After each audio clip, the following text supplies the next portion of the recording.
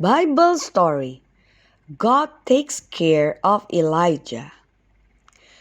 All of God's people used to be one country. They had kings like Saul, David, and Solomon. Now they were divided into two countries. One country was called Israel and the other Judah. Ahab was the king of Israel and he did not obey God. He married a very bad woman named Jezebel. King Ahab and Queen Jezebel made idols to false gods and then worshipped them. They wanted everyone in the country to worship the idols. There was a man in Israel who did not like the things that King Ahab and Queen Jezebel did. He did not worship idols. This man's name was Elijah, and he only worshipped the one true God. Elijah was a prophet of God. A prophet is someone who has a special message. God would tell Elijah things and Elijah would go and tell the people. Sometimes people like what Elijah said and they thank him for bringing the good messages from God. Sometimes the people did not like the message. Some people did not want to be told they were wrong. God had a special message for Elijah. He told Elijah to take the message to the king and queen. God told Elijah to tell them that he was very angry with them because they worship idols. Because they kept doing these things, then the Lord would send a terrible drought. That would mean that there would be no rain for a long time. Things happened just like Elijah prophesied. The rain stopped and everything became very dry. King Ahab and Queen Jezebel became very angry. They wanted to kill Elijah the prophet. But God took care of Elijah. He made sure no one would find him. He told Elijah to go to a special place and to stay there. Even though the rest of the country was dry from the drought, Elijah was safe and always had enough water from a brook. The Lord also made sure Elijah had plenty to eat.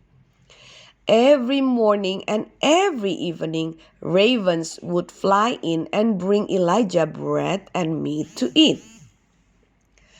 After a while, the brook dried up and God told Elijah to go to the city of Zarephath. When Elijah traveled, he must have noticed how dry everything was. Elijah wondered what he would find in Zarephath. When Elijah got to the city, he found a woman and her son collecting sticks. He asked the woman for a drink of water, and she said that she would get some. Then Elijah asked the woman if she would also bring him a little bread. The woman was very sad.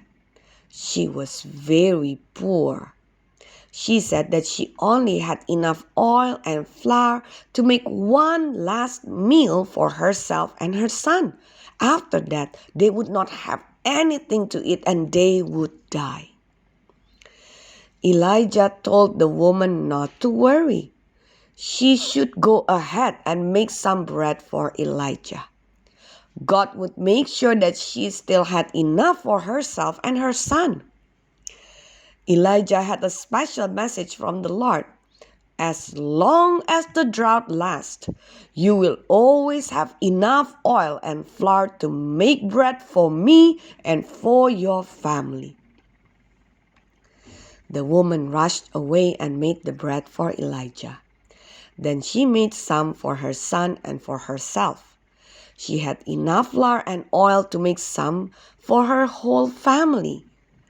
Then she had enough to make more bread the next day and the next. As long as the drought lasted, the woman had enough oil and flour. As the time went by, the woman's son became sick and died. She brought the boy to Elijah and asked him to help her. Elijah carried the boy upstairs to the room where he was staying. He prayed to the Lord to help the boy. Another miracle happened. The Lord made the little boy alive again. Elijah carried him back to his mother and told her how the Lord raised him from the dead. The woman was very happy. "Now I know that you are a true prophet of God. I know that the Lord is the only true God." Elijah continued to stay at the woman's house for a long time. Even though other people were hungry and the land was dry, God made sure that his prophet Elijah was safe. God took care of Elijah.